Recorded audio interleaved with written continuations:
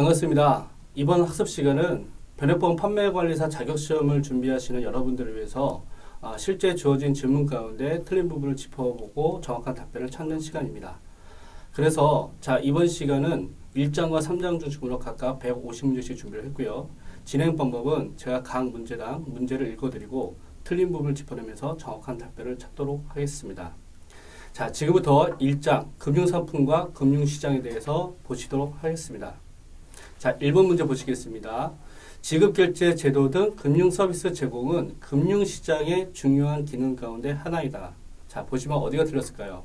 지급결제 제도 등 이런 금융서비스 제공은 금융시장의 역할이 아니라 금융기관의 역할입니다. 여기서 금융시장과 금융기관을 구별해 주시는 쪽으로 여러분들께서 기억하시면 좋을 것 같습니다. 자, 두 번째 문제. 금융시장에서는 금융기관의 수익 축으로 인해 거래 비용은 증가하는 특징을 가지고 있다. 자, 여기서 금융기관의 수익 축가 된다면 비용이 증가하는 것이 아니라 감소하는 것이 맞겠죠. 그래서 정답은 증가가 틀렸고 감소가 맞는 걸로 여러분들이 체크를 해주셔야 될 것 같습니다. 자, 다음 문제 3번 문제 보시도록 하겠습니다. 자, 3번 자본시장의 대표적인 금융상품은 주식, 양도성 예금증서이다. 자, 여기서 자본시장은 장기금융시장이라고 여러분들 알고 계시죠? 자, 장기금융시장에서는 들어가는 금융상품이 양도성 예금증서는 해당이 되지 않습니다. 여기서는 주식이나 채권이나 자산 유동화 증권이 해당이 됩니다. 자, 이해되셨죠? 자, 4번 문제로 넘어가도록 하겠습니다. 자, 4번 금융시장은 만기 기준으로 만기 1년 이상의 금융상품이 거래되는 화폐시장과 주식이나 장기 채권이 거래되는 자본시장으로 구분된다. 자, 여기 화폐시장은 다른 말로 단기 금융시장이라고도 얘기를 합니다. 단기 금융시장이기 때문에 단기니까 1년 미만이 되는 것이 맞겠죠. 그래서 여기 만기 1년 이상이 틀린 겁니다. 이상을 미만으로 고쳐주셔야 될 것 같습니다. 자, 다음 문제 보시겠습니다. 5번입니다. 단기 금융상품은 거래가 대규모로 이루어지고 유동성이 높아 금리 변동에 따른 가격 변동이 크다. 자, 여기서 틀린 부분은 무엇일까요? 네, 맞습니다. 여기 크다가 가격 변동이 크다가 적다로 여러분들께서 말씀을 해주셔야 될 것 같습니다. 단기 금융상품이기 때문에 기간이 짧아서 가격 변동 부분 적다라고 여러분들께서 체크를 해주셔야 될 것 같습니다. 자, 여섯 번째 문제 보시도록 하겠습니다. 기업보험, 금융채, 특수채, 후순위채, 국민주택채권은 단기 금융시장에서 거래되는 금융상품이다. 자, 여기 공통점들을 보니까요. 금융채, 특수채, 후순위채, 국민채권.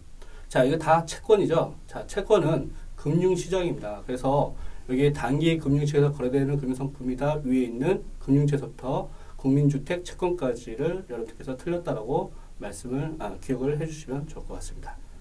자, 다음 7번 문제 보시도록 하겠습니다. 장기 금융시장은 만기가 길어 금리 변동 시 가격 변동폭이 적다. 자, 제가 앞전에도 말씀을 드렸는데요. 만기 기간이 길면 가격 변동폭은 그만큼 클 수밖에 없습니다. 기간이 길어진 만큼 위험이 크기 때문에 가격 변동폭이 커질 수밖에 없는 것을 기억하시면 좋겠습니다. 여기선 적다가 크다로 바뀌셔야 될 것 같습니다. 8번 통화안정증권의 만기는 14일에서 2년 사이에서 자유롭게 설정할 수 있으며 한국은행 본지점 창구를 통해 일반인을 대상으로 매출도 한다. 자, 문장이 너무 길어서 무엇이 틀렸는지 잘 모르시겠는데요. 자, 여기서 자유롭게 설정할 수 있다. 통화안정증권 만기는요. 14일에서 2년까지는 맞는데요. 13종으로 정형화해서 설정이 됩니다. 그래서 자유롭게 설정한다는 말 자체가 옳은 말이 아니겠습니다. 자, 다음 문제 보시도록 하겠습니다. 9번 문제. 통화안정증권은 한국수출입은행을 제외한 모든 은행에서 발행한다. 자, 이제 문장 짧아졌는데요. 이거 무엇이 틀렸을까? 여기 보면 통화안정증권은 한국수출입은행을 제외한 모든 은행. 자, 이것은 양도성 예금증서를 얘기를 하는 겁니다. 그래서 한국은행에서 발행한 걸로 바꿔주든지 아니면 통화안정증권을 양도성 예금증서로 바꿔주시는 쪽으로 답을 체크를 해주시는 게 옳은 답이 될 것 같습니다. 자, 그 다음 문제 보시겠습니다. 자, 10번. 자, 통화안정증권 시장이란 금융기관이 초단기로 일시적인 자금을 대여하거나 부족 자금을 차입하는 금융기관 간 자금시장을 의미한다. 자, 이 문장에서는요, 문장이 길어서 무엇이 틀렸는지 잘 이해 못하실 텐데요. 여기 초단기가 힌트가 되겠죠. 그래서 초단기는 콜 시장을 얘기를 합니다. 그래서 10번 문제에서는 통화 안정증권에 대한 설명이 아니라 콜 시장에 대한 설명이라는 것을 기억하시면 좋을 것 같습니다. 자, 그 다음 문제 보실까요? 11번 문제입니다. 은행의 업무에 RP의 매도와 매수 업무가 포함된다. 포함이 될까요? 안 될까요? 자, 이런 문제는요. 포함되지 않는다가 정답이고요. 만약에 은행이라는 것을 증권회사로 고쳐주게 된다면 맞게 되는 겁니다. 그래서 은행을 증권회사로 고쳐주든지 아니면 포함된다를 포함되지 않는다라고 고쳐주시면 정확한 답변이 될 것 같습니다. 그 다음 문제 보시겠습니다. 12번 양도성 예금증서의 최단 만기는 3개월 이상으로 제한되어 있다. 이게 3개월 이런 숫자가 이제 나오게 되면 많이 헷갈리기 시작하는데요. 반드시 기억해 두셨으면 좋겠습니다. 양도성 예금증서의 최단 만기는 30일입니다. 그래서 30일이 정답이 되도록 하겠습니다. 자, 그 다음 문제 13번 문제 보시도록 하겠습니다. 13번 양도성 예금증서는 만기 전 중도 환매 업무는 발행은행에서 담당한다. 자, 양도성 예금증서가 중도 환매가 가능할까요? 가능하지가 않습니다. 여기서 발행은행에서 담당한다가 틀렸고요. 중도 환매 자체가 불가능하다. 이렇게 고쳐주시면 정확한 답변이 되겠습니다. 자, 14번 문제 보시도록 하겠습니다. 자, 양도성 예금증서는 최장 만기가 90일 이내며 중도 환매가 가능하다. 자, 14번 문제에서도 보셨을 텐데, 자, 같은 문제입니다. 양도성 예금증서는요, 최장 만기가 없습니다. 그리고 중도 환매가 불가능합니다. 그래서 이 문장에서 틀린 것은 최장 만기가 90일 이내가 아니라 최장 만기가 없다로 고쳐주시고 중도 환매가 가능하다는 것을 불가능하다라고 고쳐주시면 좋은 답변이 되도록 될 것 같습니다. 자, 그 다음 문제 15번 문제 보시면 좋겠습니다. 자, 15번 상호저축은행은 양도성 예금증서의 발행 금융기관이다. 자, 양도성 예금증서 발행하는 것은요, 상호저축은행은 할 수가 없습니다. 그래서 상호저축은행은 시드리를 발행할 수 없다. 발행 금융기관이다가 틀렸습니다. 그래서 발행할 수 없다로 고쳐주시면 좋을 것 같습니다. 자, 그 다음 16번 문제 보시도록 하겠습니다. 문장이 긴데요. 잘 보시면 좋겠습니다. 기업어음은 금융기관이 보유하고 있는 상업어음, 무역어음 또는 팩토링어음을 분할, 통합하여 새롭게 발행한 약속어음의 일종이다 라고 되어 있는데요. 자, 어떠한 어음에 대한 설명이냐? 기업어음이 아니라 이것은 표지어음을 설명한 겁니다. 그래서 기업어음을 표지어음으로 고쳐주셔야 정확한 답변이 됩니다. 자, 그 다음 17번 문제 보실까요? 자, 기업어음의 최장만기는 90일 이내로 제한된다. 자, 최장만기 90일 이내로 제한되는 것은 기업어음이 아니고요. 콜입니다. 콜. 그래서 기업어음은 한 가지 더 아셔야 될 게 만기 제한이 없다라는 거. 콜은 90일 이내로 제한되지만 기업어음은 만기 제한이 없다는 거 반드시 구별하시고 기억해 주셔야 될 것 같습니다. 자, 그 다음 18번 문제 보시겠습니다. 자, 기업어음은 담보거래를 원칙으로 하여 신용도가 낮은 기업은 발행할 수 없다. 자, 기업어음은 담보거래가 아니고요. 무담보거래입니다. 그래서 여기서 담보거래를 무담보거래로 고쳐주셔야 정확한 답변이 되겠습니다. 자, 19번은요. 표지어음은 기업이 단기자금 조달 목적으로 상거래와 관계없이 발행한 융통어음이 거래되는 시장이다. 자, 여기서 어떤 것이 틀렸을까요? 예, 맞습니다. 여기 표지어음을 기업어음으로 역시 바꿔주셔야 됩니다. 그래서 기업어음이 단기자금 조달 목적으로 상거래와 관계없이 발행하는 융통어음이다. 이렇게 기억을 해 주시면 좋겠습니다. 자, 20번째 문제. 20번입니다. 콜거래 최단 만기는 30일 이상으로 제한된다. 우리 아까 양도성 예금증서 보셨죠? 자, 최단 만기 30일 기억하십니까? 콜거래가 아니라 양도성 예금증서입니다. 자, 지금까지 보시면 콜이니 양도성 예금증서니 표지어음이니 기업음이니 그래서 각 상품에 대한 이해를 하는 것을 자주 출제되는 문제들인데요. 이런 구별을 해주시는 것이 가장 좋을 것 같습니다. 자, 그 다음 21번 문제입니다. 자, 콜 시장은 은행의 정기예금에 양도성을 부여한 증서가 거래되는 시장이다. 자, 여기에 힌트가 있죠. 양도라는 말이 들어갔는데요. 양도가 들어가면 당연히 양도성 예금 증서를 연상하시면 될 것 같습니다. 그래서 21번 문제에서는 콜 시장이 아니라 정확한 정답은 양도성 예금 증서로 여러분들께서 체크를 해 주셔야 됩니다. 자, 이제 22번 다음 문제 보시겠습니다. 보험회사는 콜 시장에 참가할 수 없다. 콜 시장에 참가할 수 없다. 여기서 보면 없다가 아니라 있다로 고쳐주셔야 되는데요. 콜 시장에 참가할 수 있는 그 금융기관으로서는 보험회사, 은행, 그다음에 증권회사가 다 가능합니다. 그래서 보험회사가 없다고 하는 것은 틀린 답변이다. 없다를 있다로 고쳐주시면 좋겠습니다. 그 다음 문제 23번 문제입니다.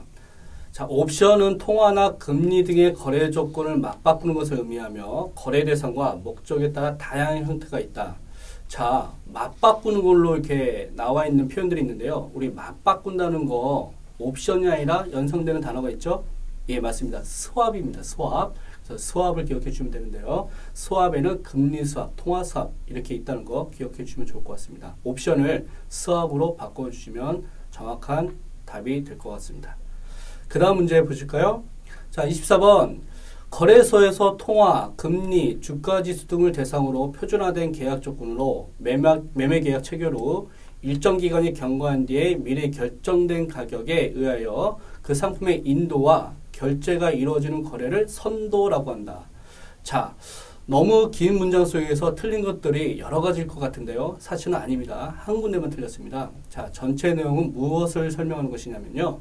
선도가 아니라 선물을 설명하는 것입니다. 그래서 24번은 선도라는 단어를 선물로 고쳐주셔야 정확한 답이 되겠습니다. 자, 25번 문제 보실까요? 거래 당사자가 약정된 환율에 따라 해당 통화를 일정 시점에서 상호 교환하는 외환 거래를 외환 차입이라고 한다. 자, 이런 문제가 참 헷갈리는 문제죠. 여기 교환이란 말이 나오고 외환이란 말이 나오니까 마치 외환 차입이라는 말이 맞는 것 같은데요. 자, 교환이기 때문에 아까 제가 말씀드렸던 스왑 기억나시면 좋겠습니다. 그래서 통화를 환율에 따라서 바꾸시는 거기 때문에 통화 스왑이 정답입니다. 그래서 외환 차입을 통화 스왑으로 바꿔주셔야 될 것 같습니다. 통화 스왑이 정답입니다. 그 다음 문제 26번 문제를 보시도록 하겠습니다. 자, 우리나라 금융통화위원회에서는 매 분기 1회를 주기로 기준금리를 변경한다. 자, 우리나라 금융통화위원회에서는요, 금리를 결정하죠. 자, 이 금리를 결정하는 것을 일정 기간 동안 하게 되는데 매월 합니다. 매월. 분기가 틀렸고요. 월 1회 주기로 기준금리를 변경합니다. 금리의 향방이 최근에 많이 관심을 갖고 있기 때문에 26번 문제 같은 경우는 아주 중요한 문제니까 또 상식적으로 아셔야 되는 내용이니까 꼭 기억해 주셨으면 좋겠습니다. 자, 그 다음 27번 문제 보실까요? 자, 금융통화위원회에서는 사용하는 기준금리는 콜 시장에서 거래되는 1일물 콜금리를 사용한다. 자, 과거에는 맞았습니다. 과거에는 1일물 콜금리를 사용했는데요.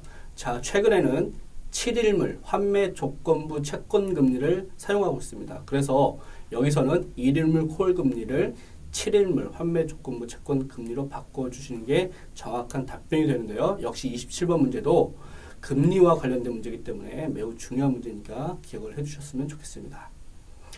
자, 28번 그 다음 문제 보실까요? 금융통화위원회는 기준금리를 0.5%포인트 또는 그 배수 단위로 변경한다. 우리 교재도 아마 보신 적 있을 텐데요. 자, 0.5%씩 올리는 것이 아니라 올리고 내리는 것이 아니라 0.25%씩 오르고 내립니다. 그래서 정답은 0.5를 0.25%로 고쳐주시는 것이 정확한 답이 되겠습니다. 그 다음 문제 29번 문제 보실까요? 물가가 상승하는 경우 실질금리는 명목금리보다 높은 것이 일반적이다. 자, 물가가 상승하면요, 인플레이션이 있죠. 자, 실질금리는요, 명목금리에서 인플레이션을 빼는 거기 때문에 높지가 않고 당연히 낮아지는 게 맞겠죠. 이 문장에서는요, 높은 것이 일반적이다가 아니라 낮은 것이 일반적이다. 아주 상식적인 문제였습니다. 자, 다음 문제 30번 문제 보도록 하겠습니다. 자, 2013년 10월 한국은행 기준금리가 2.50%일 때 2013년 11월에 기준금리가 2.30%로 인하될 수 있다.